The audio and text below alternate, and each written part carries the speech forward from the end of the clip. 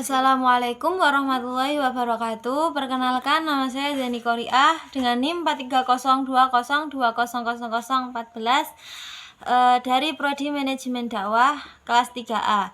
Di sini saya akan mempresentasikan hasil UAS saya, yaitu yang pertama adalah surat Ali Imran ayat 104 dan 110. Quran surat Ali Imran ayat 104. Bismillahirrahmanirrahim. Waltakum minkum ammatun yad'una illa khairin wa ya'muruna bil ma'rufi wa yanhauna 'anil munkar wa ulaika humul muflihun. Yang artinya, dan hendaklah ada di antara kamu segolongan umat yang menyuruh kepada kebajikan, menyuruh kepada yang ma'ruf, dan mencegah dari yang mungkar. Mereka adalah orang-orang yang beruntung.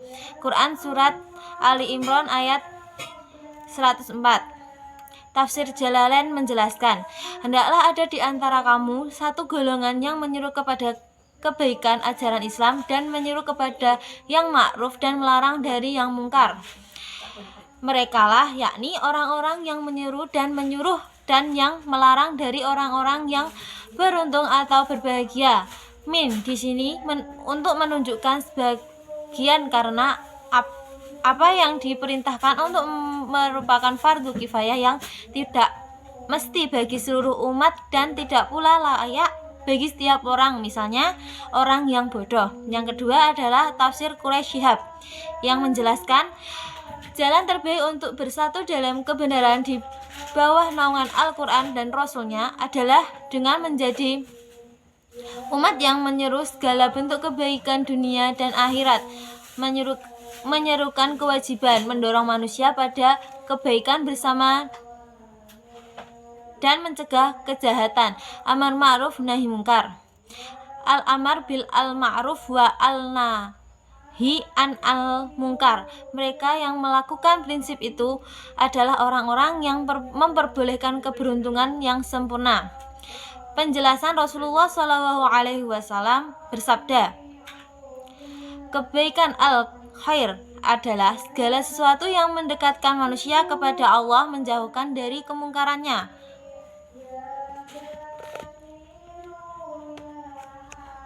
Ma'ruf, segala perintah Allah atau yang dianggap baik oleh syarak dan akal. Sedangkan mungkar adalah segala yang dilarang Allah atau yang dianggap buruk oleh syarak dan akal.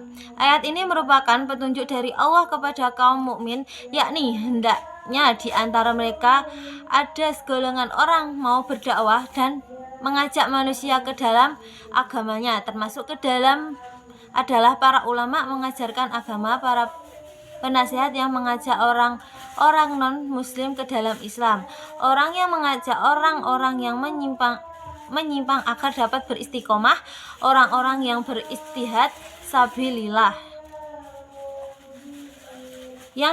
Yang ditunjuk pemerintah untuk memperhatikan keadaan manusia dan mengajak manusia mengikuti syarak, seperti mengajak mereka mendirikan sholat 5 waktu, berzakat, berpuasa, berhaji bagi yang mampu, dan mengajak kepada syariat Islam lainnya. Demikian juga memperhatikan pasar, bagaimana timbangan dan takaran yang mereka gunakan, apakah terjadi pengurangan atau tidak, serta melarang mereka melakukan kecurangan dalam bermuamalah.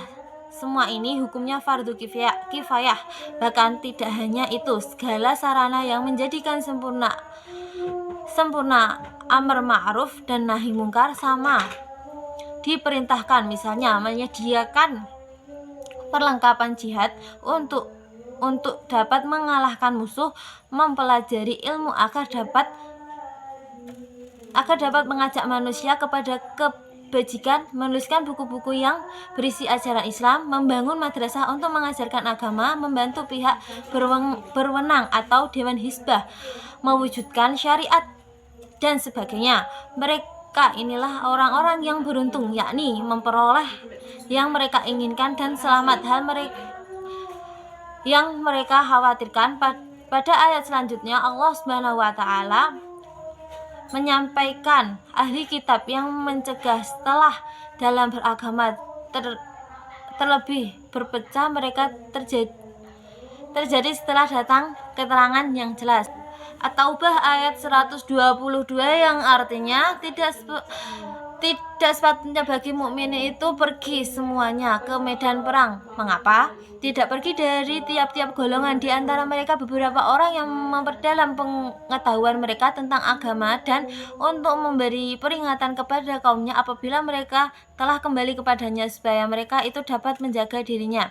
Yang dijelaskan pada tafsir Jalalain yaitu tatkala kaum mukminin dicela oleh Allah Subhanahu wa taala bila tidak ikut ke medan perang, kemudian Nabi Muhammad SAW mengirimkan syariahnya. Akhirnya mereka berangkat ke medan perang semua tanpa ada seorang pun yang tinggal. Maka turunlah firman-nya sebagai berikut. Tidak sepatutnya bagi orang-orang mukminin itu pergi ke medan perang. Semuanya, mengapa tidak, pergi dari tiap-tiap golongan suatu kabilah, di antara mereka beberapa orang, beberapa golongan saja, kemudian sisanya tetap tinggal di tempat untuk memperdalam pengetahuan mereka, yakni tetap tinggal di tempat mengenai agama dan untuk memberi peringatan kepada kaumnya apabila mereka telah kembali kepadanya dari medan perang, yaitu dengan mengajarkan mereka hukum-hukum agama yang telah dipelajari, supaya mereka itu dapat menjaga dirinya dari siksaan Allah SWT, yaitu dengan melaksanakan perintahnya dan menjauhi larangannya.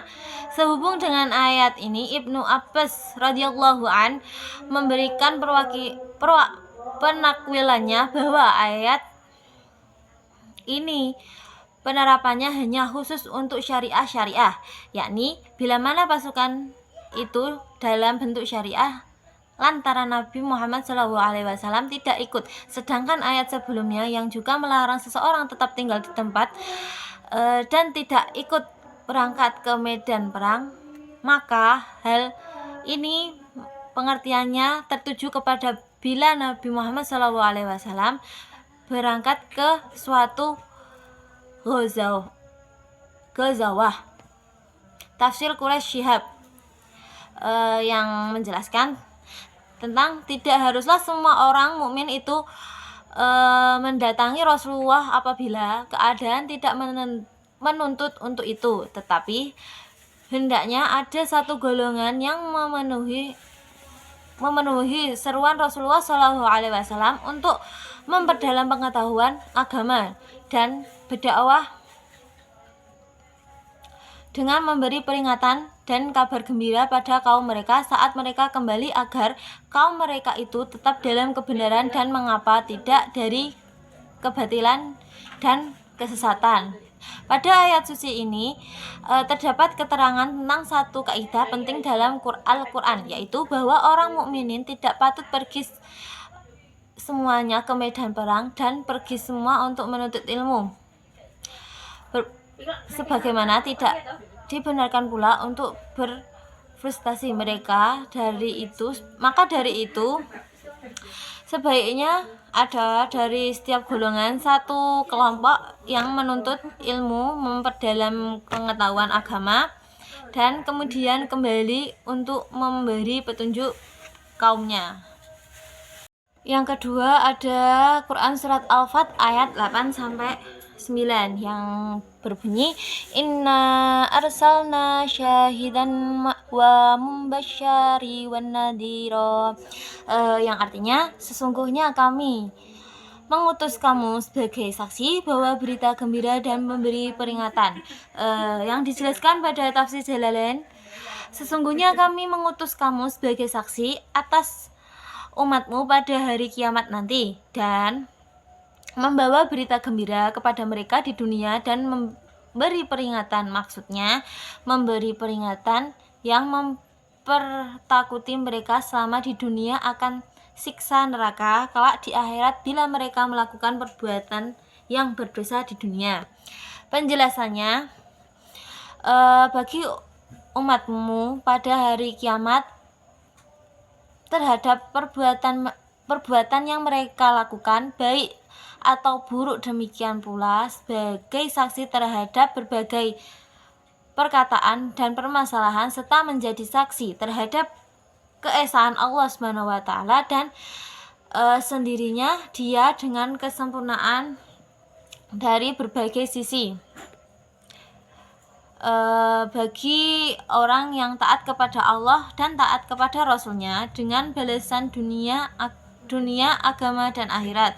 Bagi orang-orang yang berduka kepada Allah Subhanahu wa taala dengan hukumnya yang segera atau lambat, di antara sempurnanya pemberian kabar gembira dan peringatan adalah menerangkan amal dan akhlak yang mendapatkan kabar gembira atau peringatan. Dengan demikian, beliau adalah yang menerangkan kebaikan dan keburukan, yang hak dan yang batil.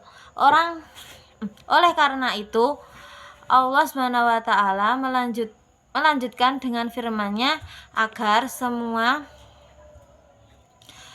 beriman kepada Allah dan Rasulnya, yakni disebabkan dakwah Rasulullah SAW kepada kamu yang mengajarkan terhadap hal yang bermanfaat bagi Allah Subhanahu wa taala, mengutus beliau agar manusia beriman kepada Allah dan Rasulnya, yang menghendaki untuk taat kepada Allah dan Rasulnya dalam semua urusan.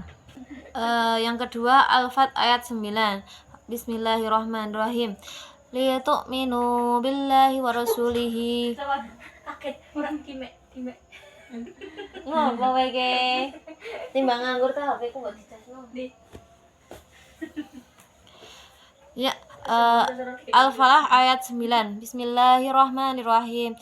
Liyatu'minu billahi wa rasulihi wa tu'azziruhu wa tuwaquruhu wa tusabbahuhu bukratan wa aswila, yang artinya supaya kamu sekalian beriman kepada Allah Subhanahu wa taala dan Rasulnya, menguat agamanya, membesarkannya dan bertasbih kepadanya di waktu pagi dan petang. Tafsir Quraisy Shihab menjelaskan supaya kalian orang-orang yang diutus Rasulullah SAW beriman kepada Allah dan Rasulnya, membela Allah dengan cara membela agamanya dan mengagungkannya serta menyucikannya bagi pagi dan petang dari hal-hal yang tidak sesuai dengan kebesarannya. Surat Al-Baqarah ayat 21. Bismillahirrahmanirrahim. Ya ayyuhan nasu ubudu rabbakumul ladzi khalaqakum wal ladzina min qablikum la'allakum tattaqun, yang artinya, hai manusia, sembahlah Tuhanmu dan yang telah menciptakanmu dan orang-orang yang sebelummu agar kamu bertakwa. Tafsir Jalalain menjelaskan, hai manusia, maksudnya warga Mekah, sembahlah olehmu dengan bertauhid atau mengesahkan Tuhanmu yang telah menciptakanmu, padahal sebelum itu kamu dalam keadaan tiada, dan diciptakannya pula orang-orang sebelum kamu agar kamu bertakwa. Artinya terpelihara dari siksa dan azabnya, yakni dengan jalan beribadah kepadanya dan asal Allah mengungkapkan harapan. Tetapi pada firman Allah berarti menyatakan kepastian. Penjelasan dari ayat tersebut yaitu ayat ini merupakan seruan Allah kepada semua manusia agar beribadah kepada Allah Subhanahu wa taala, mengurus mereka dengan nikmat-nikmatnya dan agar mereka takut kepadanya serta tidak menyelisihkan agamanya. Dialah yang mengadakan mereka yang sebelumnya tiada. Dia pula yang mengadakan orang-orang sebelum mereka. Ayat agar kamu bertakwa bisa bermaksud bahwa jika kita beribadah kepada Allah Subhanahu wa taala saja, berarti kita telah menjaga diri dari kemurkaan dan siksanya. Bisa juga bermaksud bahwa jika kita beribadah kepada Allah Subhanahu wa taala, kita dapat menjadikan orang-orang yang bertakwa. Kedua maksud tersebut adalah benar. Oleh karena itu, barang siapa yang beribadah kepada Allah Ta'ala secara sempurna, maka tergolong sebagai orang yang bertakwa. Dan jika tergolong orang-orang yang bertakwa, maka ia akan memperoleh keselamatan dari azab Allah dan kemungkarannya. Yang ketiga ada surat An-Nahl ayat 125. Bismillahirrahmanirrahim. Ad'u illa sabili rabbika bil hikmati wal mau'izatil hasanah wajadilhum biyati hiya ahsan inna rabbaka huwal a'lamu biman dhalla an sabilih wa huwa a'lamu bil muhtadin, yang artinya, serulah manusia kepada jalan Tuhanmu dengan hikmah dan pelajaran yang baik, dan bantatlah mereka dengan cara yang baik. Sesungguhnya Tuhanmu dialah yang lebih mengetahui tentang siapa yang tersesat dari jalannya, dan dialah yang lebih mengetahui orang-orang yang mendapat petunjuk. Yang dijelaskan pada tafsir Jalalain yang berbunyi, seluruh manusia, hai Muhammad, kepada jalan Rabbmu, yakni agamanya, dengan hikmah, dengan Al-Quran dan pelajaran yang baik atau nasihat yang lembut, dan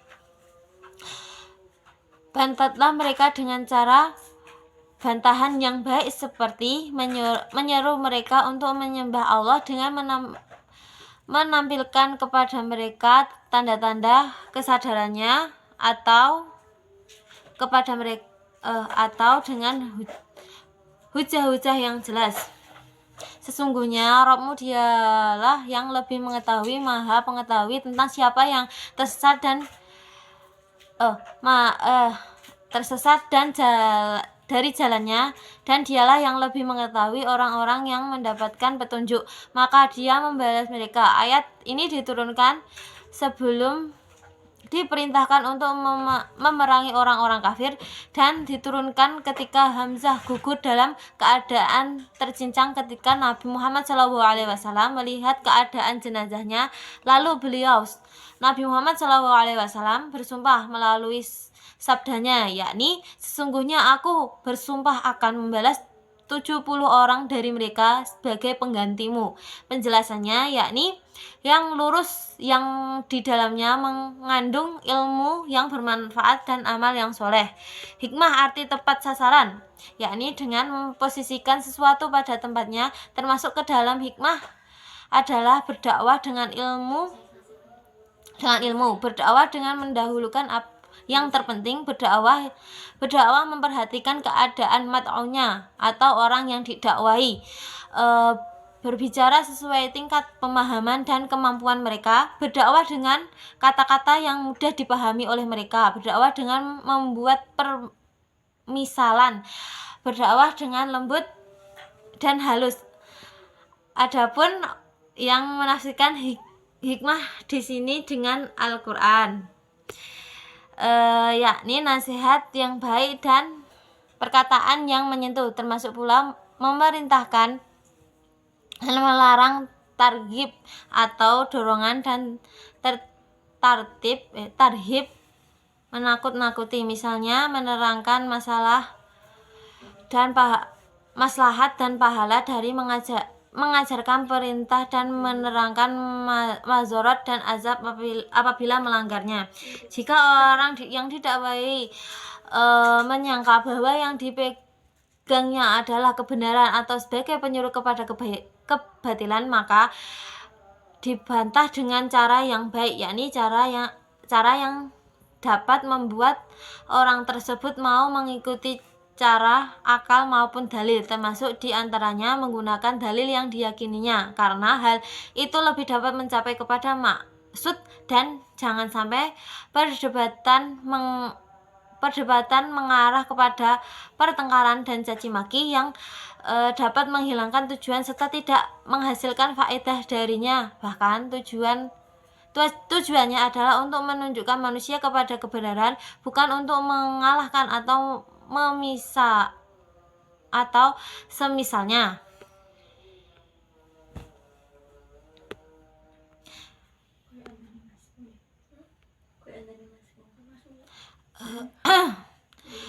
Ibnu Qayyim rahimahullah berkata, menjadikan tingkatan dalam berdakwah sesuai tingkat manusia bagi orang. Kesel aku iki wae. Mungkin cukup sekian yang bisa saya sampaikan dari materi tersebut. Apabila ada kekurangan, saya mohon maaf yang sebesar-besarnya. Saya akhiri. Wassalamualaikum warahmatullahi wabarakatuh.